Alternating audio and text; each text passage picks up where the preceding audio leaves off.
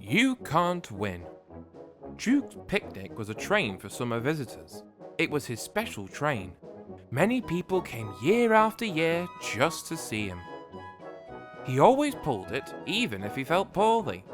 "I mustn't disappoint my friends," he would say. "That would never suit his grace." The morning run gave no trouble. He took his passengers up the line and stopped anywhere they wanted. He and his driver knew all the best places for picnics. "Beep, beep, beep," he whistled as they waved goodbye. "Please don't be late when I come back. We might miss the boat, and that would never do." One day, Duke felt poorly at the end of his first picnic journey. He had been short of steam and was glad of a rest before starting back. His driver and fireman had just finished cleaning his tubes when Stuart bustled in.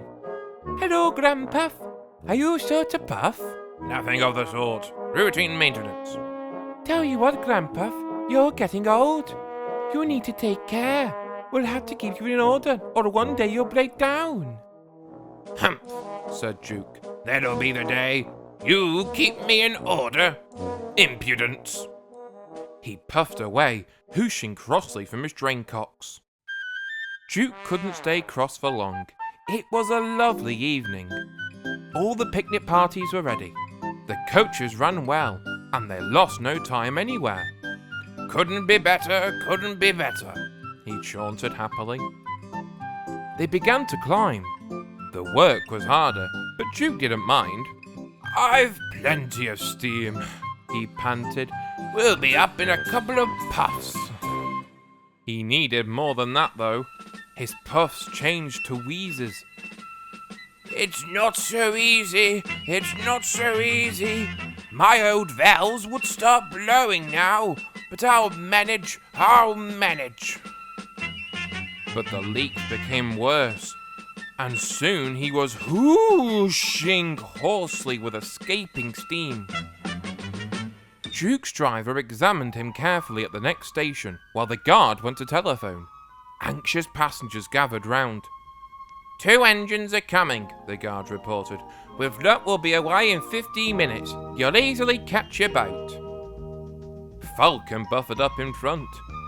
"Poor old Grandpuff," he hooshed importantly. "What a shame you've broken down." "Beep, beep, beep, beep.